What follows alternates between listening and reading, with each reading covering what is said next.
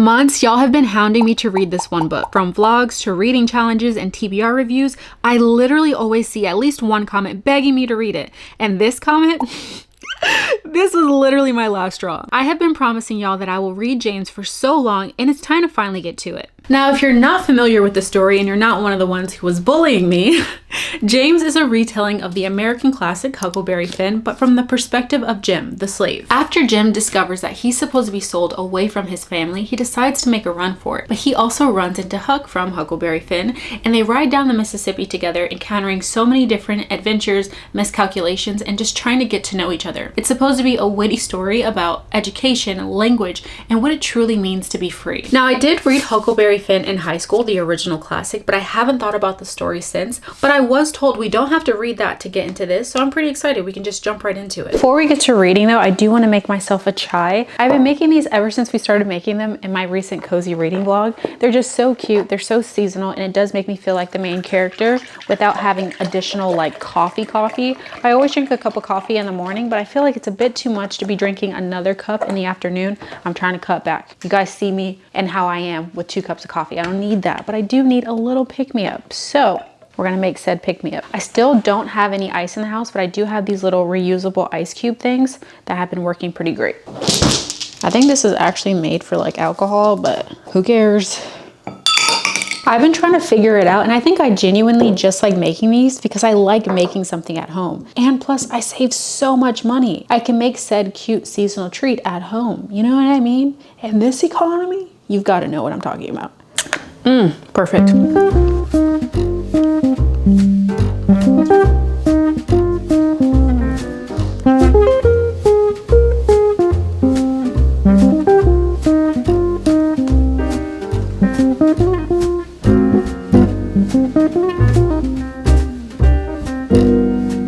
I fear you guys are trying to kill me.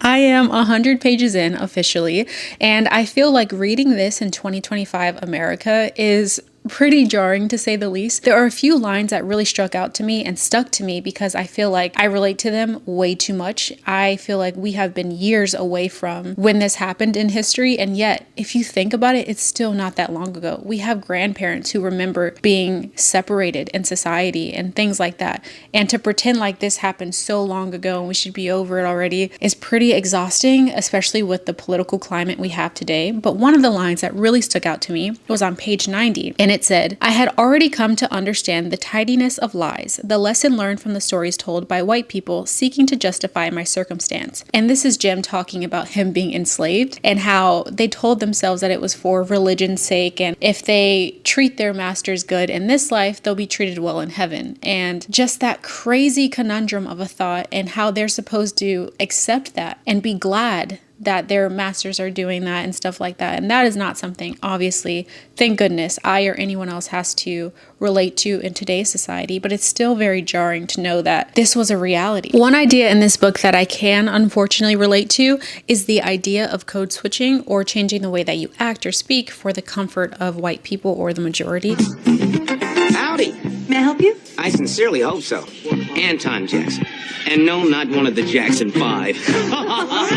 That is something we still do to this day. I think that is absolutely nuts. I think that's very scary and very unfortunate. But I know that we often do it to either make sure we get a job so that we can feed our family, or being able to be accepted in a place where we may not feel safe otherwise, being our true selves. And that's just so disheartening. I don't know. But on a more positive note, I think this book is also making me realize how many things that we take for granted, being able to read, write, being educated, those are things that were a dream back in this time. And I feel like I would be so remiss if that was something that I continued to take for granted. I don't even think twice about it. And this is something that all this character, Jim, wishes he could do. He can read, he can write, and these are things he has to hide for his own safety. I think that in itself is so baffling, and it makes me remember to be grateful for the things that I do have, things that I don't even consider as being a luxury, like the idea of having as many books as I have, or being able to share my thoughts online about the books that I'm reading, because these are things that were unfathomable to him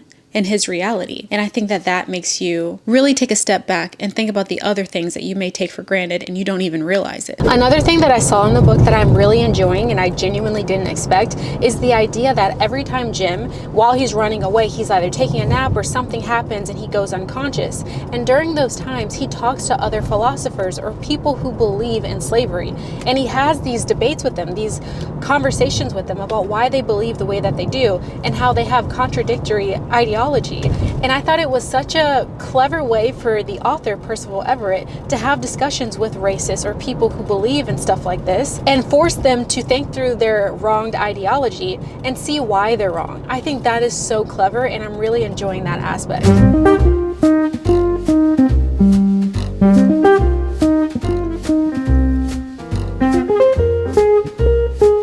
Also, we just made it to Barnes. I've been in the house a lot lately, so I just want a change of scenery while we read. I know we're not supposed to be buying any books in this video. We're supposed to just be reading. But if I see something that tickles my fancy, I'm gonna let it tickle, okay?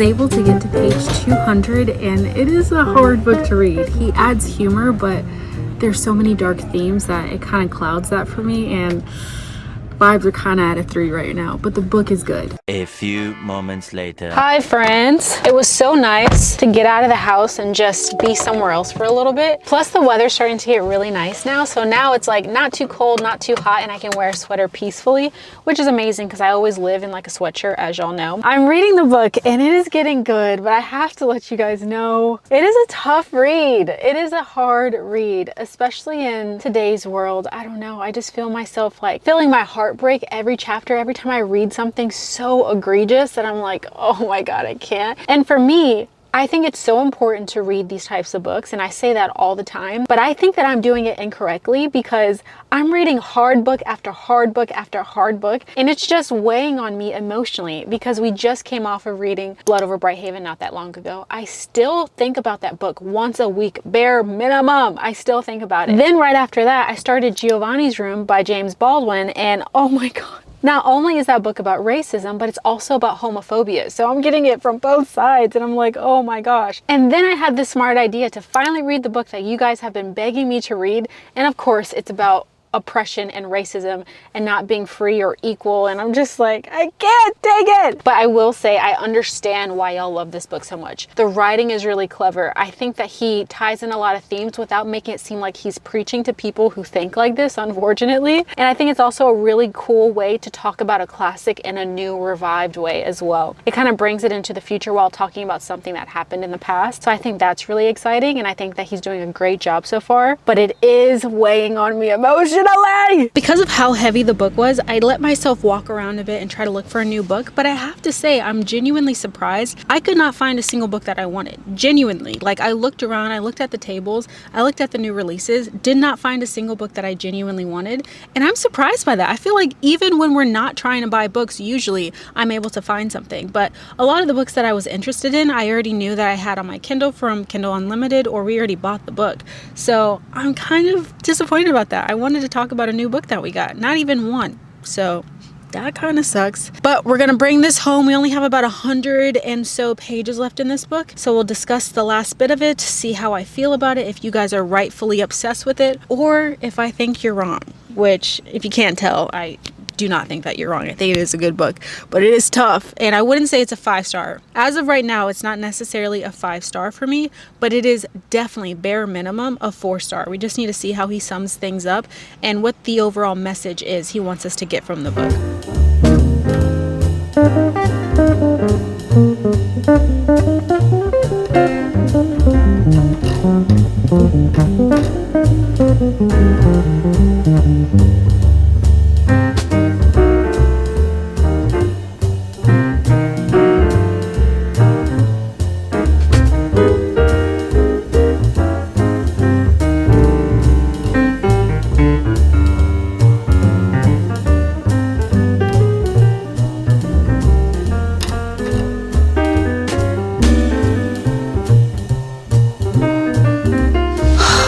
my gosh, we literally only have 50 pages left. And I'm feeling angry. I'm feeling angry. Oh gosh. It's like you'll never get over how insane this part of history is. And just having to relive it. You know what it's like? I don't know if anyone else's family was like this, but when I was a kid, we were forced to watch The Color Purple and Roots. I think almost all of my Black friends also agree with me, but I don't know if it's just us. We could just be a minority. But I remember that being a movie or movies we had to watch, and they were so painful. And not only was the subject painful, but they were also super, super long, and it just was hard to watch as a kid. This feels like that, but in a good way, because I'm an adult and I understand the situation, and it's good to read about history because it brings it to life and it keeps us from repeating history. Ideally, that's the case. And now I'm reading it from this new perspective where it's just as painful, but the humor really does save you from leaving this book full of despair because it's hard. It is a hard book. Seeing him go through certain situations, and, you know, I don't want to spoil anything for you, so I'm not going to say anything specific, but there were certain instances where I was like, my eye was twitching. I was so angry. And it's funny because he's not even going into crazy detail about certain things, and it was just the everyday norm, and it's just baffling to me. It's baffling to me that this was a reality for 400 years. You know, it's so heartbreaking. And I think what's harder is seeing the parallels that I see in this book with reality, with our current life, because these are things we should have been done with, things that we shouldn't even relate to at all anymore. And it's really heartbreaking to see that there are some things where I'm like, oh, yeah, that's still present today. These thoughts and the way people see things are still present to this day. That's insane. So yes, this book is good, but it's also making me feel a lot of things outside of just like, oh, this is a great book. This is like a hard book. You know what I mean? But it's one of those ones where I feel like it's definitely necessary. So I'm grateful you guys bullied me into this. I still feel like at this point, now that we only have a few more pages left, I still feel like it is like a 4-star, maybe a 4.5 star, only because there's certain instances where things happen very quickly in the book, and I'm like, I wish I had a little bit more detail on that. Or I felt like certain characters weren't fully fleshed out. Like there were just specific instances in the book where I was like, wow, I wish we had a little bit more information on this character, but he's going through it so quickly. The chapters are short. We're having this humor. We're going through these adventures with Huck. We see him, we don't. We see him, we don't. We see the story from Jim's perspective. We see what Jim goes through and people he meets along the way and what it makes him feel as a person, how he doesn't feel like he's actually seen as a person, why he feels that way, how it's affecting other people around him, how it's affecting him trying to get back to his family, all of the things. So it's really interesting seeing the story from his perspective, and I love that somebody did this. I love that Percival Everett did this because it's such an interesting take on an American classic from a point where I feel like no one ever hears their point. Is always like a white savior complex a lot of the times, especially in classics, and it's so refreshing to see something else. But I do feel like some things weren't fully fleshed out, and I kind of feel like that's a little bit unfortunate just as the reader. But nonetheless, I'm ready to finish this, and then we'll see what my final rating is.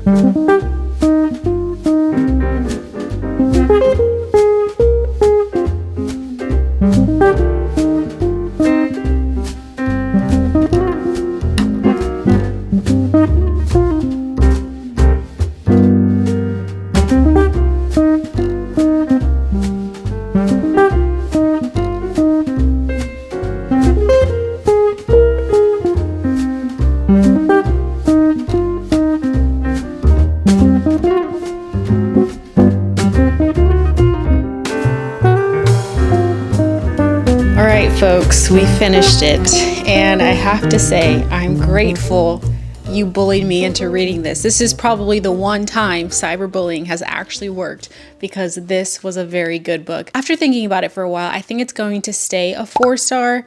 If anything, it will be a 4.25 star, but I'll just put 4 in Goodreads. And it was really, really thought-provoking. I'm grateful you guys have been pestering me to read this for months now. I got this book the minute it came out a few years ago and just genuinely haven't gotten the chance to read it. So I'm so glad that we were able to read it now, because I was able to reflect on a lot of things, and the writing just in general was really good. You know what it kind of reminded me of? This book kind of reminds me of Sinners, the movie, especially towards the end. And if you've read it, you know why. And I just thought that that was a really nice reprieve from all the trauma and violence and injustice that we were reading through the entire book. And the ending for me at least was like, okay, well, at least we got, something. So I was genuinely grateful that I was able to read this now. But there are a few points that I do want to talk about. Now, I know we talked a lot about the fact that he had to suppress himself and alter himself to feel safe in his environment, safer in his environment, because it made the people around him feel safer. But a thing that I didn't mention before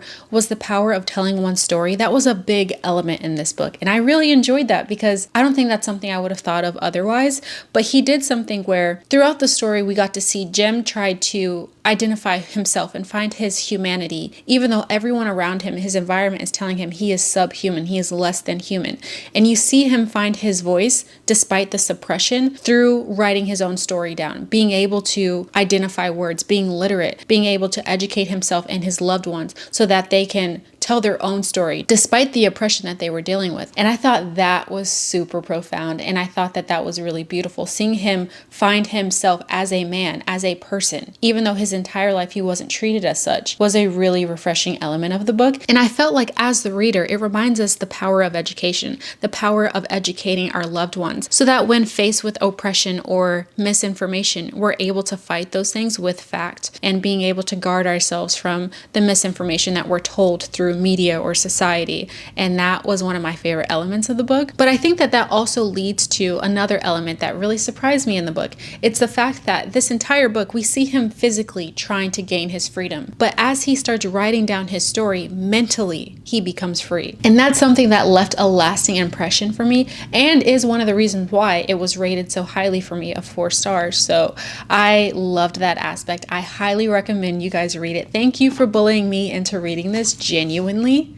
Genuinely, I'm so glad. I don't know when I would have read it otherwise if you guys weren't pestering me to read it. So continue to bully me. Let me know in the comments below, what are some other books you feel like I need to read, especially now? If you know that there's something that's going to be related to the fall season, or if it's just something related to society in general. I'm always looking to learn, always looking to evolve, but it can also be a fun, light, fluffy read. So if you have any recommendations, please leave them for me or anyone else.